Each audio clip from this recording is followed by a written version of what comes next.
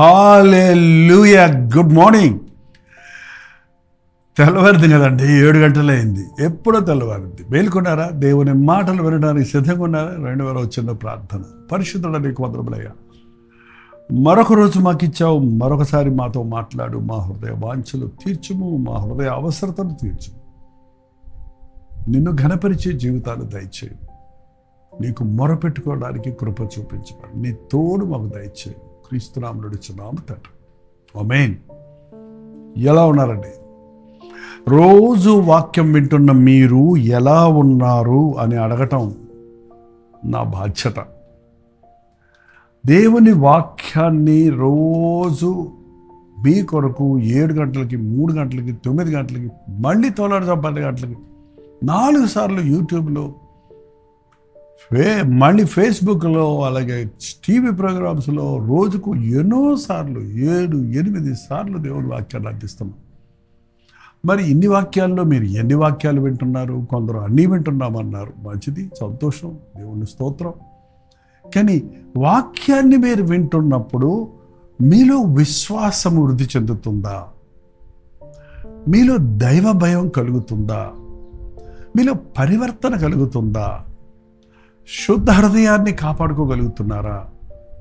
ఎప్పటికప్పుడు వాక్యం ద్వారా మీ స్థితిని మీరు గ్రహించుకొని ప్రభు సన్నిధిలో ప్రార్థించి పశ్చాత్తాపడే అవసరమైతే శుద్ధీకరించబడుతున్నారా?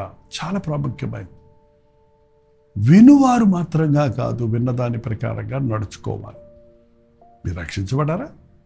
బాప్తిసం పొందారా? మరి మిమ్మల్ని ఏమంటారు? విశ్వాసులు అంటారు. ఆ విశ్వాసాన్ని వృద్ధి చేసుకోవాలి. ఆ విశ్వాసాన్ని కాపాడుకోవాలి. విశ్వాసాన్ని కూడా పోషించాలండి. మనకు విశ్వాసం ఉంది అని దానికి తగిన పోషణ లేకపోతే, నాకు ప్రాణం ఉంది అని చెప్పి ఆ ప్రాణాన్ని పోషించుకోవద్దా? ఆ ప్రాణానికి అవసరమైన ఆహారం పెట్టొద్దా? అలాగే మన విశ్వాసానికి కూడా ఆహారం ఉంది. నరుడు రొట్టె వలన మాత్రం కాదు, దేవుని నోటి నుండి వచ్చు ప్రతి మాట వలన బ్రతుకును. వినుట వలన విశ్వాసం కలుగుతుంది. వినుట క్రీస్తు యేసును గురించిన మాట వలన విశ్వాసము వృద్ధి చెందుతుంది. మీరు విశ్వాసులేనా? చూడండి, కొరింథీయులకు రాసిన 2వ పత్రిక 13వ అధ్యాయము 5వ వచనం చదువుతున్నాను, వినండి. మీరు విశ్వాసము గలవారై ఉన్నారో లేదో మిమ్మును మీరే శోధించుకొని చూచుకొనుడి.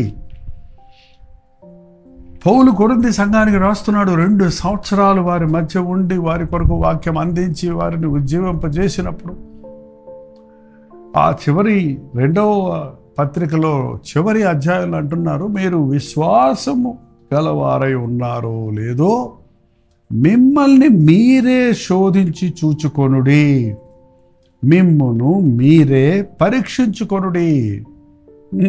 ఎవరు మనకు పరీక్ష పెట్టక్కర్లా, టెస్ట్ పెట్టక్కర్లా. మన భక్తి విషయంలో మనల్ని మనమే ప్రశ్నించుకోవాలి, మనల్ని మనమే పరీక్షించుకోవాలి, మనల్ని మనమే సరిచేసుకోవాలి. విశ్వాసంలో ఎంత ఎదిగారు? మీరు విశ్వాసము గల ఉన్నారో లేదో మిమ్మల్ని మీరే శోధించుకొని చూచుకొనుడి, మిమ్మల్ని మీరే పరీక్షించుకొనుడి. ఎలా పరీక్షించుకోవాలి? నాకు విశ్వాసం ఉంది అన్నవాడు అప్పు చేయడు. నాకు విశ్వాసం ఉంది అన్నవాడు ప్రతి చిన్నదానికి కలవరపడడం. నాకు విశ్వాసం ఉంది అన్నవాడు నా ప్రభువు నన్ను స్వస్థపరుస్తాడు, నన్ను నమ్ముతాడు. నాకు విశ్వాసం ఉంది అన్నప్పుడు అన్యాయము పొందినప్పుడు, అవమానం పొందినప్పుడు వెంటనే లోకరీతిగా రియాక్ట్ అవ్వడం. నా ప్రభువు నాకు సహాయం చేస్తాడు, నా ప్రభు నా పక్షంలో ఉన్నాడు అని విశ్వాసం ఉన్నవాడు మౌనంగా ఉంటాడు. విశ్వాసం ఉన్నప్పుడు నీవు దాన్ని క్రియల్లో చూపించాలి. నీ దేవుడు గొప్పవాడు అన్న నీకు విశ్వాసం ఉంటే నీవు కొరతలో ఉన్నాననే దిగులు నీకు ఉండదు. నీ దేవుడు అద్భుతాలు చేసేవాడు అన్న విశ్వాసం నీకుంటే ఈ కష్టంలో, ఈ బాధలో నన్ను ఎవరు నడిపిస్తారు అని ఏడవరు. మిమ్మల్ని మీరే పరీక్షించుకోండి. కష్టకాలాల్లో, శ్రమలలో, వేదనల్లో, పోరాటాల్లో, అవమానాల్లో, నిందల్లో, కొరతల్లో మీరు విశ్వాసుల్లాగా ప్రవర్తిస్తున్నారా? అవిశ్వాసుల్లాగా ప్రవర్తిస్తున్నారా?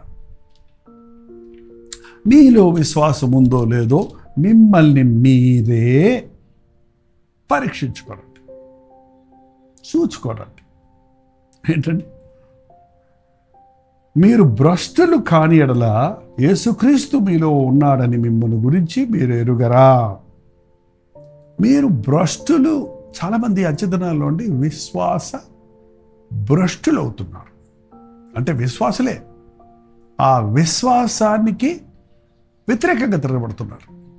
ఇప్పుడు కొత్త రకం వ్యాధులు వస్తున్నాయండి. మన జీవితంలో, మన శరీరంలో ఉన్న కొన్ని మన సైన్యం రోగానికి వ్యతిరేకంగా పనిచేయవలసినటువంటి ఆ సెల్స్ మనకు వ్యతిరేకంగా పనిచేస్తాయంట. ఇక అలాంటి వాడికి సడన్గా ఆటో ఏదో అన్నారు, చెప్తున్నారు medical turn, I don't know ఏంటండి. కాబట్టి నీకు ఆ వ్యాధిలో ఇక నీకు స్వస్థత కలగదు. స్వస్థపరవలసినవి కూడా అవతల పార్టీలో చేరిపోయినట్టు అన్నమాట.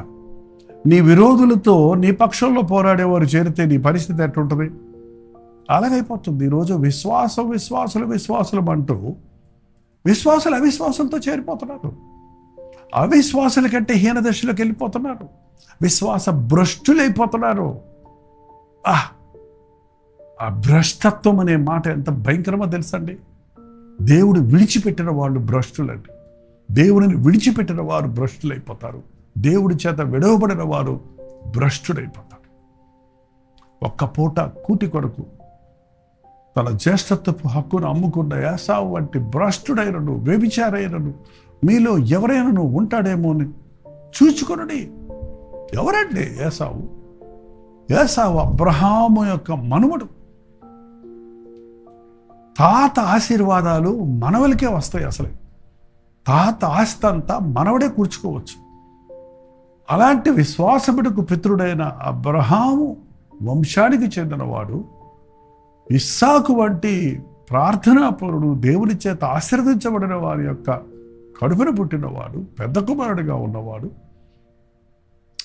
జ్యేష్ఠత్వపు హక్కును యొక్క విలువను వదిలిపెట్టి, జ్యేష్ఠత్వపు హక్కు అంటే అది విశ్వాసముతో స్వాధీనపరచుకోవలసిన దాన్ని విడిచిపెట్టి ఒక కంటి కనబడే కూటి కొరకు తన జ్యేష్ఠత్వపు హక్కును అమ్ముకున్నాడు. వాళ్ళ విశ్వాసులు అలాగే భ్రష్టులైపోతున్నారు.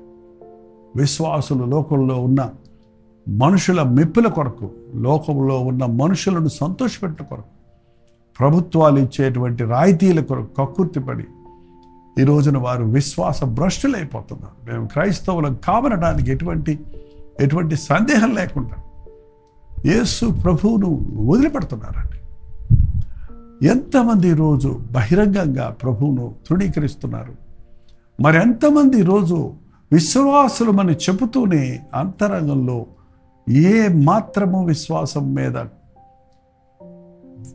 పనిచేయక, విశ్వాసం కలవారిగా ప్రవర్తించకుండా అవిశ్వాసుల కంటే నీచ స్థితికి దిగజారిపోతుంది. పరీక్షించుకోండి. స్లో పాయిజన్ లాగా మీ విశ్వాసం రోజు రోజుకి అవిశ్వాసంగా మారిపోతుందేమో. కొంచెం దేవునికి దూరం అయిపోతున్నారేమో. అందుకే దేవుని వాక్యం మండుతున్న ఒత్తిని ఎగదోసేవాళ్ళండి పూర్వకాలం. ప్రమిదల్లో, దీపాల్లో ఆ దీపం వెలిగాక ఒత్తిని కొంచెం మళ్ళీ ఎత్తాలి పైకి. అలాగా రోజు మీ విశ్వాసం ఆరిపోకుండా దేవుని వాక్యముతో మిమ్మల్ని రగులు కలుపుతున్నాం, మిమ్మల్ని ప్రేరేపిస్తున్నాం. ఎంతమంది మిమ్మల్ని మీరు పరీక్షించుకుంటున్నారు? ఎక్కడైనా నాలో అవిశ్వాసపు ఆలోచన వచ్చిందా? ఎక్కడైనా నాలో అవిశ్వాసపు స్వభావం కనపడుతుందా అని మిమ్మల్ని మీరే పరీక్షించుకోనండి. విశ్వాస భ్రష్టులు కాకుండా చూసుకోండి. మీరు భ్రష్టులు కాని ఎడల యేసుక్రీస్తు మీలో ఉన్నాడని మిమ్మల్ని గురించి మీరే ఎరుగుదురు కదా. క్రీస్తు నీలో ఉన్నాడా? క్రీస్తు లేనివాడు భ్రష్టుడండి, శాపగ్రస్తుడు. క్రీస్తు ఆత్మ లేనివాడు శాపగ్రస్తుడు. యేసును నమ్మి ఆయన్ని మరలా వదిలిపెట్టిన వారు విశ్వాస భ్రష్టులు. మిమ్మల్ని మీరే పరిశీలించుకోనండి. ఇంకేమన్నాడు చూడండి, మిమ్మల్ని మీరే గురించి, మీ యేసుక్రీస్తు మీలో ఉన్నాడని మిమ్మల్ని గురించి మీరే ఎరుగరా? మీరు భ్రష్టులు కామని మీరు తెలుసుకొందురని నిరీక్షించుచున్నాను. మీరు ఏ దుష్కార్యమైనను చేయకుండా వల్లని దేవుడిని ప్రార్థించుచున్నాను. ఎంతగా పౌలు యొక్క ఆరాటం అంటే, మీకోసం నేను ప్రార్థిస్తున్నాను, మీరు భ్రష్టులైపోకూడదని, మీరు విశ్వాసహీనులైపోకూడదని, మీరు విశ్వాస భ్రష్టులైపోకూడదని, మిమ్మల్ని మీరే పరిశీలించుకోండి, మిమ్మల్ని మీరే శోధించి చూచుకోండి, విశ్వాస భ్రష్టులు కాకండి, ప్రభు ప్రేమను మరువకండి, మీకోసం నేను ప్రార్థిస్తున్నాను అంటున్నాను. నిజంగా దేవుని వాక్యాన్ని వింటున్న మీరందరూ విశ్వాసాభివృద్ధి పొందాలని, విశ్వాసములో దేవునిని మహిమపరిచే జీవితాలు, అద్భుత ఆశ్చర్య కార్యాలు జీవించే జీవితాలు కలిగిన వారిగా ఉండాలని. విశ్వాసం మనకు శక్తినిస్తుందండి, విశ్వాసం మనకు బలమునిస్తుంది. విశ్వాసము ద్వారా అసాధ్యమైన కార్యాలు సుసాధ్యంగా చేయగలుగుతాం. విశ్వాసము ఆవగింజంతో విశ్వాసం ఉంటే ఈ కొండను చూసి సముద్రంలో పడమంటే పడద్దని ప్రభు చెప్పాడు కదా. మన విశ్వాసం చిన్నదైనా అది బలమైనదిగా, పూర్ణమైనదిగా, ప్రభు మీద ఉంచిన విశ్వాసం కలిగి ఉన్నప్పుడు ఏ శోధనకు మనం దిగులు పడక్కర్లేదు.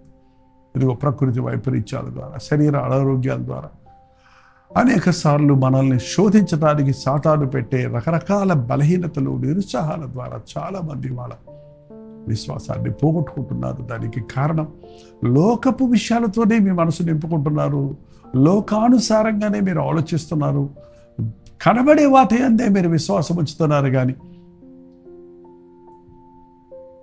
నిరీక్షించబడిన వాటి యొక్క నిజస్వరూపమే విశ్వాసమని, కనబడే శత్రువును చూస్తున్నావు, నీ వెనుక నీకు అదృశ్య హస్తం నీకు తోడై ఉందని, నీ పట్ల తన కార్యాన్ని జరిగిస్తున్న దేవుడు ఉన్నాడని నమ్మలేకపోతున్నావు.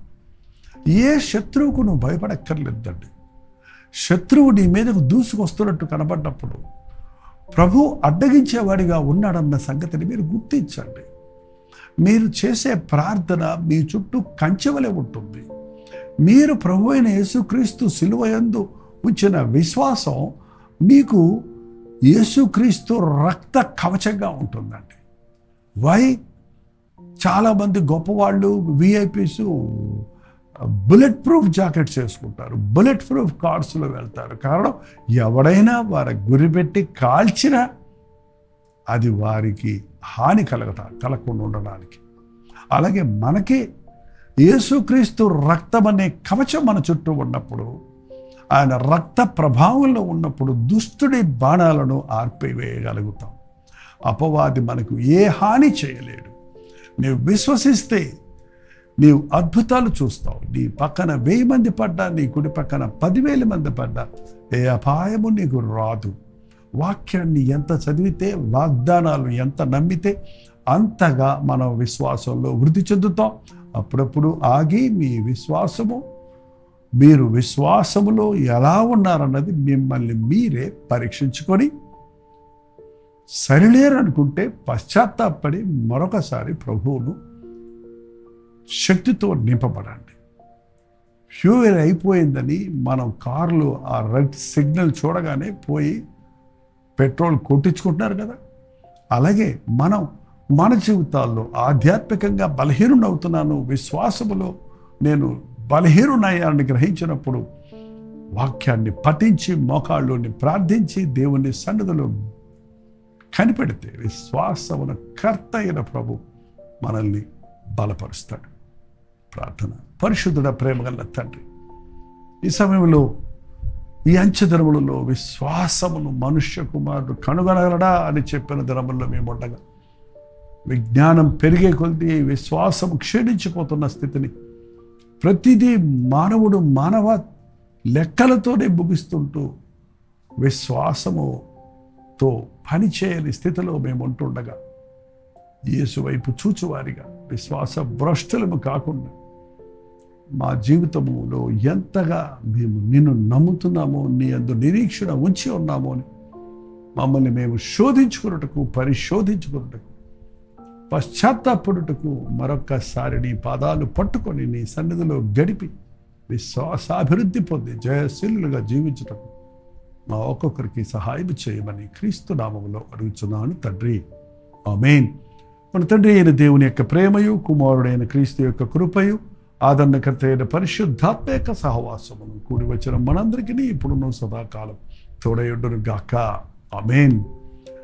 దేవుని స్తోత్రం. మీ ప్రార్థనా స్తుతుల భారాలు 954041 నెంబర్కి, మీరు ఇతర దేశాల్లో ఉంటే 91001008 నెంబర్కి తెలియజేస్తున్నానండి. మీ పక్షంలో మేము ప్రార్థిస్తున్నాం. మీరు ప్రార్థించండి. అద్భుతంగా దేవుడు తన కృపను మనకు కురిపిస్తాడు.